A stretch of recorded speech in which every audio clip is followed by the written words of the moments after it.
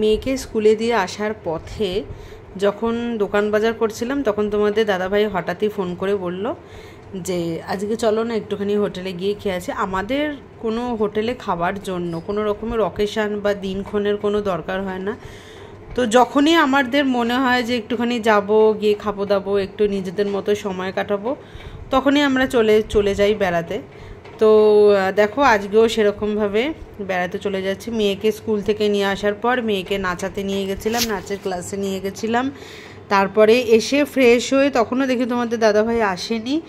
তো ও আসলো তখন এই 8টা 5-10 মতো বাজে। আর মাম্মাকেও একটুখানি রেডি করিয়ে নিলাম, কারণ নাচের স্কুলে নাচতে গিয়ে ও প্রচণ্ড পরিমাণে ঘেমে যায়। তো দেখিয়ে দিলাম আমার লুকটা, আর আমার মেয়ের লুকটাও দেখিয়ে দিলাম। তো চলো আমাদের সেই লেভেল ক্রসিং পেরিয়ে যে একটা হোটেলে আমরা খেতে যাই ইয়েলো কালারের, এই যে দেখাচ্ছি, সেখানে আমরা চলেও এসেছি।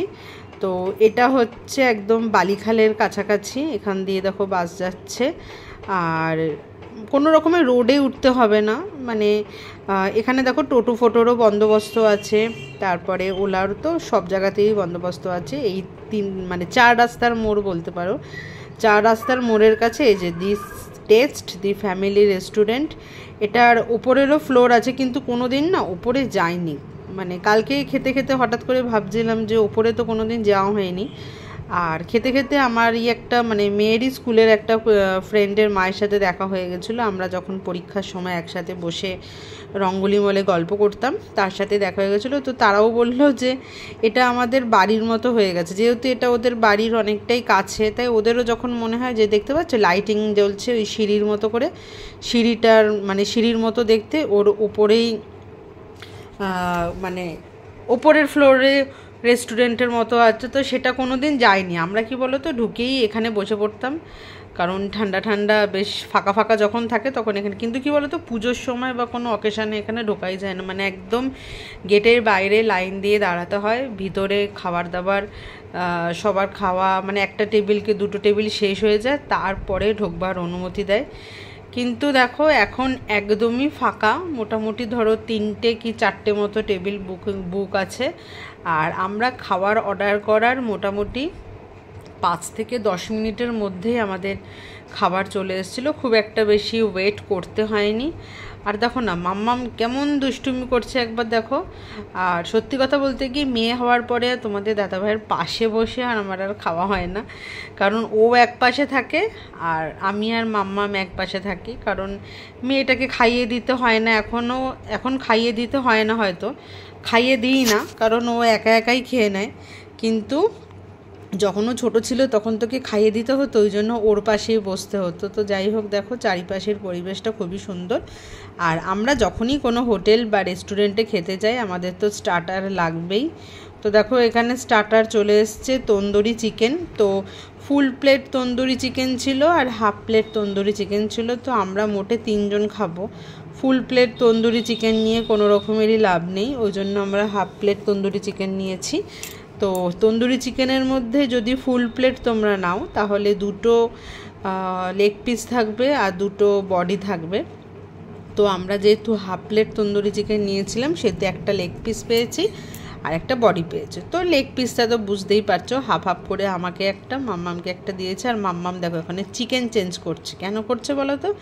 কারণ তন্দুরি চিকেনটা তো একটু পোড়া পোড়া টাইপের হয়, তো ওকে যেটা দিয়েছে দেখো, আমি তো আর দিইনি, যে সার্ভ করছিল সেই দিয়েছে। ওটা যখন কেটে দিয়েছে ওর পোর্শনটা একটুখানি কালো কালো মতো হয়েছিল, ওই জন্য ওটা চেঞ্জ করে নিল। আর তোমাদের দাদাভাইয়ের রিয়াকশান দেখেই বুঝতে পারছো যে একদম দারুণ হয়েছে খেতে। এরপরে দেখো চলে এসেছিলো হচ্ছে হাঁড়িতে করে বিরিয়ানি না, যদি এরকম হাঁড়িতে করে আসা, দেখো অনেকটা পরিমাণেই বিরিয়ানি এখানে আছে। তবে কি বলো তো এখানে বিরিয়ানিতে কোনো রকমের বডির অংশ নেই বা কোনো রকমের সলিড পিস মাংস নেই, সবটাই লেগ পিস। আর তোমাদের দাদাভাই যেহেতু লেগ পিস খায় না সেহেতু ওই লেগ পিসের মধ্যে থেকে যেগুলো মানে মাংসর যে পোর্শনটা আছে সেই মাংসের পোর্শনটা খেয়ে বাকি লেগ পিসের অংশটা আমি খেয়ে নিয়েছিলাম। তবে কি বলো তো, মাংসের মধ্যে না আমার আবার একটু বেশ হাড়, খাসি বলো মুরগি বলো, আমার একটুখানি হাড় টাইপের মাংস খেতে বেশি ভাল লাগে।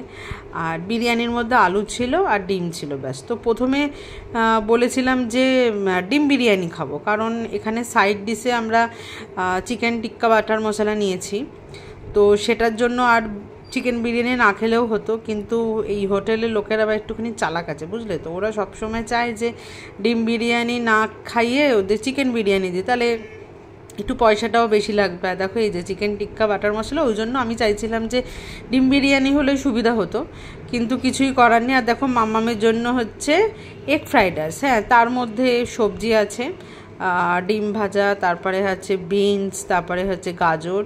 তো ওকেই আগে প্রথমে সার্ভ করে দিল চিকেন টিক্কা বাটার মশলাটা। আর চিকেন টিক্কা বাটার মশলাটা এক প্লেটের পিস ছিল হচ্ছে 6টা, তো ভালোই হয়েছে। আমরা 3জন ছিলাম, 3জনে ভাগ ভাগ করে খেয়ে নিলাম। কিন্তু আমি এই 2টো লেগ পিস খেয়ে বিশ্বাস করো আর চিকেন টিক্কা বাটার মশলা খেতেই পারিনি। তো যাই হোক, পার্সেল করে আনতে হয়েছিল। আর মামামের জন্য যেটা ফ্রাইড রাইস অর্ডার করা হয়েছিল, মানে এগ ফ্রাইড রাইস, সেটাও ও পুরোটা খেতে পারিনি বলে ওরটাও এখানে হাফ খেয়েছিল আর হাফ ওকে কন্টেনারে করে দিয়ে দিয়েছিল। এই দেখতে পাচ্ছ, এই একটা লেগ পিস, আবার তোমাদের দাদা ভাইয়ের পাতে একটা লেগ পিস আছে, ওখান থেকে ও আবার মাংস ছিঁড়ছে। দেখো, মাংস ছিঁড়ে তারপরে লেগ পিসটা আমাকে দিয়ে দেবো, ওই জন্য আমার আর মাংস দরকারই লাগেনি। আর বিরিয়ানির মধ্যে দেখবে সব থেকে বেশি খেতে ভালো লাগে হচ্ছে বিরিয়ানির আলুটা। তো চলো আমরা এখন খাওয়া দাওয়া স্টার্ট করে দিই। আর দেখো মাম্মাম, দেখো তো তোকে রিয়াকশান দিতে বলেছি যে কেমন লাগছে, ও এমন স্টাইল করতে শুরু করেছে যে কি বলবো। তো দেখো আমাদের এখানে খাওয়া দাওয়া কমপ্লিট হয়ে গেছে, এরপর আমরা যাওয়ার জন্য রেডি হয়ে পড়েছি। আর এই যে দেখো পার্সেলের প্লাস্টিক, এরপরে এখান থেকে জাস্ট ওই লেভেল ক্রসিংয়েই যা ক্রসিং করে থাকলে অসুবিধা হয়, তা না হলে খুব তাড়াতাড়ি বাড়ি পৌঁছে যাব। তো হুট করে এরকমভাবে বরের দেওয়া ট্রিটটা বেশ ভালোই লাগলো। তো তোমরা কে কে এরকম ট্রিট পাও অবশ্যই কমেন্ট করে জানাবে। আর ভিডিওটা ভালো লাগলে একটু লাইক করে দেবে, চ্যানেলটিকে সাবস্ক্রাইব করে দেবে। তো এখনকার মতো টাটা, গুড নাইট, দেখা হচ্ছে নেক্সট ভিডিওতে, সবাই ভালো থেকো।